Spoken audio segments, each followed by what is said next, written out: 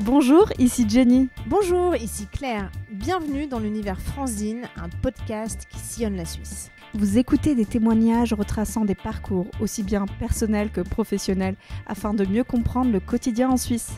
Notre engagement, proposer des partages enthousiasmants et inspirants et devenir votre média de proximité. À vos écoutes pour l'épisode de la semaine. Bonjour, comment ne pas évoquer l'environnement pharmaceutique quand on est en Suisse ? Aujourd'hui justement, j'accueille Nathalie Laït. Nathalie, alors je te présente brièvement, après une carrière en pharma, ça fait 7 ans finalement que tu proposes des services marketing dans le monde médical, pharmaceutique. Tout à fait. Voilà, et aussi bien sûr que parmi ces services marketing, tu mènes le podcast Pharma Minds. Exactement. Donc merci de rejoindre l'univers Franzine. Merci Jenny pour l'invitation. Écoute, je suis vraiment ravie parce que je suis tes podcasts, t'es une vraie pro, donc j'apprends, n'est-ce pas ? Ok, donc déjà, la première question, je pense que c'est ta première interview. Oui, exactement. Ça fait fois quoi que je suis dans l'autre, ça fait bizarre de voir les autres travailler. C'est ça. Mais effectivement, pourquoi est-ce qu'on t'a jamais interviewé ? Est-ce que toi, dans tes podcasts, tu parles très peu de toi ? Oui. Ouais, ça c'est vrai que je parle pas de moi. Enfin, moi, je suis vraiment, je suis pas journaliste, mais je pense que tout simplement, c'est pas ma personnalité de me mettre forcément en avant. J'aime bien aller chercher les gens et voilà. Alors là, on va chercher dans ton parcours d'arrivée en Suisse, parce que c'est aussi le thème, Franzine. Donc, si tu peux nous raconter ce qui vous a amené ici. Ça fait 5 ans et demi maintenant qu'on est ici. C'est un choix perso. On avait envie de venir vivre ici. Et puis, en étant dans le secteur de la pharma, ça avait du sens. Donc voilà, après... Finalement, des opportunités professionnelles ont fait que ça a été possible. Et puis voilà. Puis après, on se débrouille. On se débrouille. Qu'est-ce qui te manque le plus de France ? Je pense que c'est bien d'avoir les deux, c'est bien d'y revenir souvent, parce que je t'ai raconté que je reviens souvent. Ce qui me manque le plus, je pense que c'est l'effervescence peut-être créative et peut-être des gens aussi qui sont toujours dans le défi verbal. Ah oui, l'ajoute. Ouais. Et qu'est-ce qui te retient ici ? Non, c'est juste le fait d'aimer la vie ici, que pour moi ça apporte beaucoup de vivre ici. D'accord. Est-ce que ça apporte au podcast ? Je pense que sans être ici, le podcast serait jamais né, tout simplement. Ouais, parce que je pense qu'un podcast c'est un peu un bol d'air frais. Il faut avoir, ça suit pas les modes un podcast. Il faut avoir du recul. Faut être capable de prendre un temps d'arrêt, marquer un temps d'arrêt. Et je pense que ici, la Suisse, ça s'y prête bien.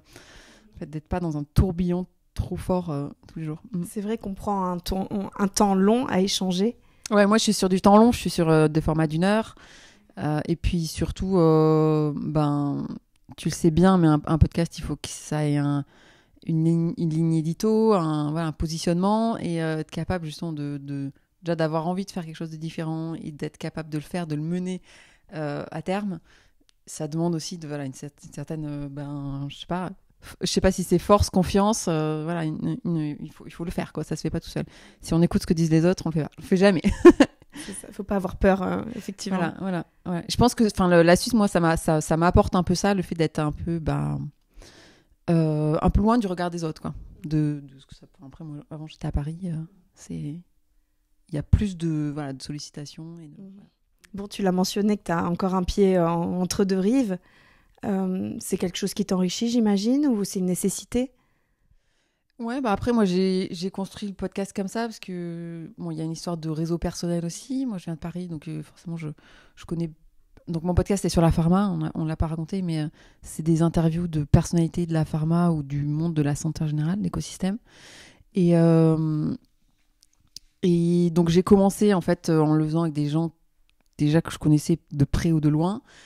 Et puis après, oui, effectivement, la Suisse, ça enrichit parce que c'est une vision un peu plus internationale et les gens bougent un peu plus. Donc la Suisse, encore une fois, une image de marque pour les professionnels de la pharma en France. Ouais, c'est une image de marque, mais c'est aussi, la Suisse, c'est une terre de pharma aussi, donc ça a beaucoup, beaucoup de sens. Et encore, il y a plein de sujets à explorer. Les deux se nourrissent. La Suisse, c'est plus c'est l'Europe, mais c'est quand même un pays qui est pas dans l'Europe et qui est un peu particulier aussi. Il y a beaucoup de sièges globaux, internationaux, donc ouais, c'est différent. Ouais, très dynamique. Ouais. C'est le second secteur d'activité en Suisse? Ouais, il me semble, ouais. Ouais, je crois que c'est ça. Donc effectivement, mais tu trouves assez de francophones ici en Suisse alémanique à interviewer?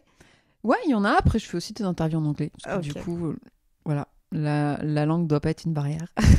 Exactement. Ouais. Ouais, tout à fait. Donc vous avez la langue de l'expertise. Ouais. Mm. Ouais. Ok. Bon, alors justement, tu parlais du fait que ton installation en Suisse a encouragé cet entrepreneuriat, cette prise de risque, ou en tout cas d'action. Est-ce que tu peux m'en dire plus sur la mentalité, la réception ici? Ouais, je pense que les gens sont peut-être aussi plus à l'écoute parce qu'ils ont peut-être un peu plus le temps aussi. Mais en fait, mes audiences, elles sont essentielles, elles sont francophones, donc il y en a beaucoup en France et en Suisse aussi. Je pense qu'il y a peut-être 30% qui est situé ici. En fait, ça dépend beaucoup des épisodes, quoi. Ça dépend des parcours des gens. Ouais. Après, quand on parle de podcast, moi j'aime bien aussi poser la question, tu as parlé de ligne éditoriale, mais quelle était ta volonté au début et puis finalement, quel est le rendu? Parce qu'on s'adapte aux gens, Ouais. tu vois, au marché, aux demandes. Ouais, tout à fait. La volonté au début, c'était moi de donner le micro à ces gens pour savoir en fait les personnes qui font ces carrières. Et vraiment, parce que la santé, c'est un domaine un peu particulier où il y a beaucoup de vocations, où il y a souvent une raison très profonde en fait de faire ces métiers. Mhm. Et donc après, voilà, dans un leader, ça se ressent, dans des choix de carrière, ça se ressent. Donc à la base, c'était comprendre en fait comment le secteur évolue avec la société. Parce qu'on était aussi en post-Covid quand je l'ai lancé, donc des choses comme ça, c'était pour ressentir ça. Et puis au final, après ce qui s'est passé aussi, c'est que moi j'ai retrouvé rapidement une audience et des invités intéressés pour parler. Et donc du coup, j'ai dû passer l'étape de rendre pérenne ce podcast. Donc j'ai dû passer, justement, tu disais professionnel. Enfin, pour moi, ça veut dire être capable de monétiser en fait un podcast et d'avoir un business model derrière ça. Donc là aussi, ça m'a amené à me poser d'autres types de questions parce que ça voulait dire en fait une pérennité qui est voilà, quelque chose de stable, quoi. Donc, en fait, c'est ton métier. Hein. Ouais. Et du coup, ça m'a demandé en fait. C'est quelque chose que j'adore faire, mais c'est du coup être capable de renouveler aussi une ligne édito. Tu sais ce que c'est, tenir un podcast pendant longtemps, c'est aussi comment on fait pour pas s'ennuyer soi-même, renouveler une ligne édito, intéresser des auditeurs, voilà, avoir toujours une vraie histoire. Enfin, moi je tiens à avoir une vraie histoire à raconter, sinon je fais pas un épisode en fait. Ouais, toi, tu t'es positionné dans l'histoire, donc tu as dit au début, je suis pas journaliste. Ouais. On est en plus dans un environnement qui est très codé, réglementé. Ouais. Comment tu navigues Ouais, c'est une bonne question parce que je pense que ça fait partie des choses, des raisons pour lesquelles tout le monde se dit mais en fait c'est impossible de faire un podcast là-dessus. En fait, bon, vu que je connais un peu l'environnement, pour moi c'était facile de jouer avec ça, mais mon podcast il est à moitié pro, à moitié perso et je reste très high level, donc en fait on rentre pas dans les niveaux des produits. Le business pas trop, enfin c'est pas, donc l'idée c'est plutôt des stratégies, des choix et donc en fait je sais pas, j'arrive à pas trop être embêtée par le réglementaire. Et qui tu interviews? C'est qui ta personne type? Alors c'est je dirais la personne type, c'est un patron de labo, voilà, avec peut-être deuxième partie de carrière, quoi, qui a beaucoup de choses à raconter. Après, la pharma, c'est très vaste. Il y a aussi il y a le développement produit, la medtech. Ouais. Après, du coup, en fait, j'ai des patrons, des dirigeants, des leaders, parfois des experts. Ça peut être parfois des médecins même qui sont, du coup, focus sur une pathologie parfois ou une aire thérapeutique. Ça peut être des explorateurs qui sont plus des gens entrepreneurs, des choses comme ça qui tentent des choses plus risquées. Voilà. Moi, ce que j'apprécie aussi avec le podcast, c'est qu'on prend plein d'informations. Alors, je ne sais pas si tu as ce sentiment-là aussi d'être un peu en veille pour le secteur. Est-ce que tu as déjà lancé des alertes en choisissant justement telle personne à interviewer? Ouais, après, c'est vrai qu'on est rapidement très à la frontière de l'actualité, ce qui se passe dans les sujets très chauds. Alors en fait, c'est marrant, c'est que moi je vois vraiment le podcast pas comme un truc d'actu, donc parfois ça réagit à l'actu, mais souvent c'est justement prendre les gens quand c'est après une vague qui est passée ou quand il se passe un peu plus rien et que les gens sont aussi plus détentes de parler des sujets. Et ça, j'aime bien. Ça me fait penser à un épisode, c'était avec la patronne de Sanofi France, Audrey Duval, où en fait, c'était une période où j'avais besoin de montrer que la pharma doit communiquer. En fait, c'est souvent comme ça que ça se joue. C'est que quand j'ai besoin d'un sujet, de parler d'un sujet, je prends la personne, quoi. Et effectivement, l'épisode est tourné un peu comme une masterclass en communication, parce que elle communique très bien et de mieux en mieux. Et du coup, c'était une manière de montrer au secteur, regardez cette patronne que vous voyez elle vous raconte en fait comment elle voit les choses, quoi. Donc c'est ça qui plaît au grand groupe ? C'est ça qui attire tes... Alors, qui plaît au grand groupe, je pense que ce qui leur plaît, c'est le côté un peu neutre, indépendant, et d'avoir un ton libre, direct, et je pense qu'ils peuvent se libérer d'un ton corporate, quoi. C'est d'être libre, en fait. Je pense que c'est ça qui leur plaît. Et pour ces professionnels, c'est pas trop dur de parler aussi d'eux-mêmes, de leur carrière, tirer un peu l'essence, les anecdotes ? Non, parce que justement, il y a très souvent cette histoire de vocation. Donc en fait, ils sont souvent animés par je sais pas, soit c'est une histoire perso, soit c'est des combats qui sont souvent assez intimes. Donc non, je pense qu'ils expliquent juste ce qu'ils font, en fait. Ouais. Et ils s'ouvrent facilement, tu dirais que... Après, ça, c'est personnalité dépendante, quoi. Je veux dire, les gens s'ouvrent plus ou moins facilement. Enfin, après, ils parlent de leur travail facilement, mais d'eux, ça dépend. C'est mon job, quoi. Ouais, c'est ça. Et toi, justement, qui quand même vient du marketing dans la pharma, qui fait ça, c'est ton activité. Est-ce que c'est un sujet pour toi, un exercice facile de t'ouvrir, justement, maintenant que tu passes de l'autre côté ? De moi-même, non, mais je te le disais, moi, je n'aime pas spécialement parler de moi. Je suis pas spécialement, j'aime pas spécialement me mettre en avant. Donc après, je le prends... tu vois, même sur les réseaux sociaux, moi, c'est essentiellement LinkedIn. Je le fais parce que c'est mon métier, tu vois, et je pense que c'est important de le faire. Et en fait, j'ai passé le côté de je le fais parce que ça me fait, je sais pas, vibrer. C'est pas ça, c'est un voilà, il y a une cause, quoi. Ouais, c'est ça. Ouais. Ok, intéressant. Moi, j'y suis encore dans l'émotionnel parce que ça se sent. Dans les passions, c'est la libération de la parole. Dans l'interview, tu veux dire? En général. Ouais, mais après, je veux dire, dans une discussion, dans un podcast, non, j'essaie de garder ça au maximum parce que c'est justement là que c'est intéressant, quoi. C'est une relation qui se crée, quoi.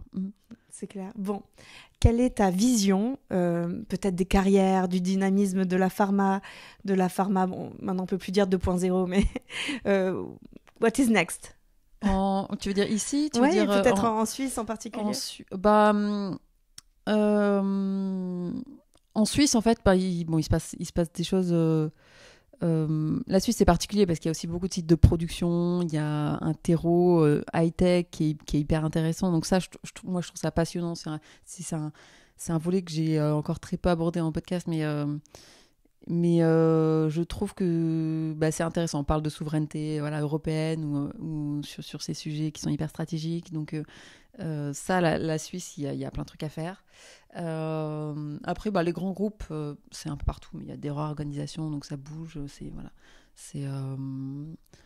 Ça bouge, donc du coup, c'est quand même dynamique. Et puis après, ici, c'est beaucoup de biotech, quoi. Donc moi, ce que je vois, et c'est un peu ce que j'essaie de donner avec ce podcast, c'est que en fait, on a besoin de gens agiles, mais vraiment agiles, créatifs, mais vraiment créatifs.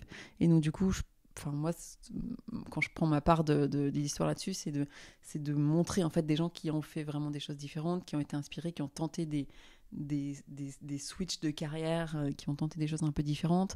Et je pense qu'on en a besoin parce que c'est à la fois pour je sais pas, la performance du secteur, mais c'est aussi pour le sens de chacun dans ses parcours. Et après, on voit que les parcours sont aussi de plus en plus c'est fragmenté. Il y a souvent des ruptures dans les carrières. Et donc, moi je trouve que pour moi, un podcast, ça doit aussi aider à ça, à se dire qu'il y a des solutions. Elles sont pas évidentes, il faut aller les chercher, mais c'est justement ça qui rend cette période hyper intéressante, je trouve. Donc toi, tu prônes un peu la diversité de compétences dans le secteur. Ça, je pense après, on se refait pas. Ouais. Oui, c'est ça, profil scientifique qui arrive à la créa. Ouais. Donc toi-même... Ouais. Oui, c'est ça. Moi, après, je pense que... moi, je vais chercher souvent facilement des parcours d'explorateurs parce que je suis à l'aise aussi avec ça. Et Et du coup, c'est ça qui m'intrigue, qui m'intéresse.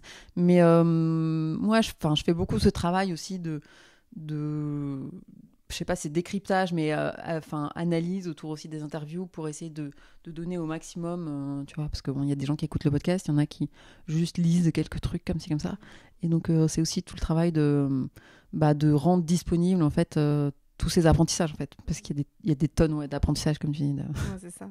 Et justement, est-ce que tu aurais des conseils pour les gens qui construisent leur carrière en pharma en Suisse, tu vois, riche de toutes les interviews que tu as eues? Est-ce que peut-être tu as vu quelque chose a été un déclencheur, justement une prise de risque ou... Dans les gens que j'interviewe? Oui. Là, je pense à quelqu'un qui s'appelle Frédéric Prince, par exemple. Bon, il est suisse, mais... Très bien.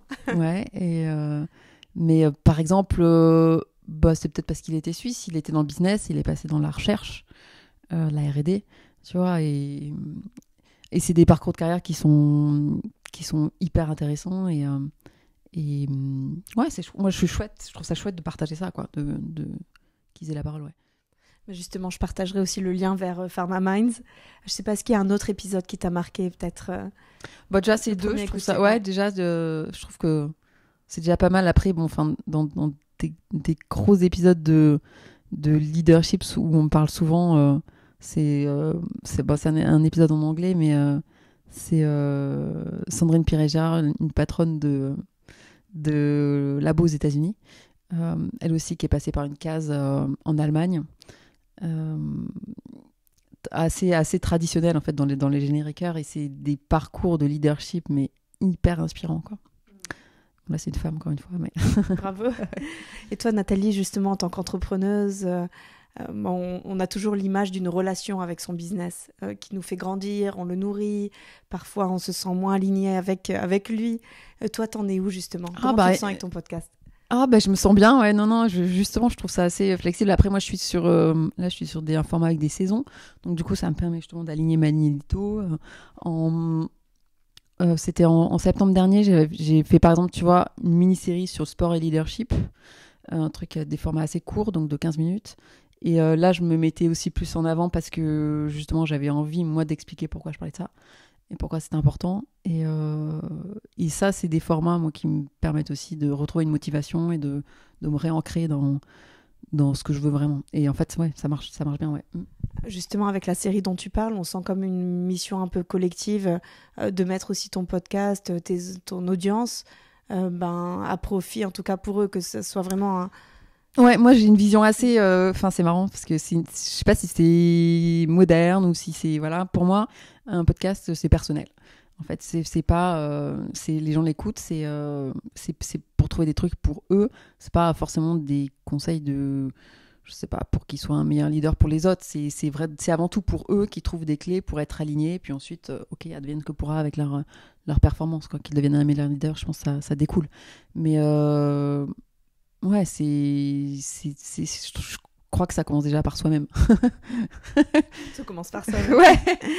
Est-ce qu'on peut te contacter sur LinkedIn si on sûr, veut un épisode avec toi? Avec plaisir. Voilà, donc n'hésitez pas, justement. Merci beaucoup, Nathalie. Merci, Jenny. C'était super. C'était super et on sent que tu as l'habitude. Donc, parfait, un plaisir pour moi. À très bientôt. Bientôt. Merci pour votre écoute et surtout n'hésitez pas à poursuivre les échanges à travers les différentes plateformes. On vous invite également à repartager largement tout ce que l'on fait avec Franzine, à vous abonner, liker, laisser des étoiles pour ne rien manquer des prochains épisodes. De nos rencontres à vos oreilles, Franzine, votre média suisse. Alles Gute! Tout de bon!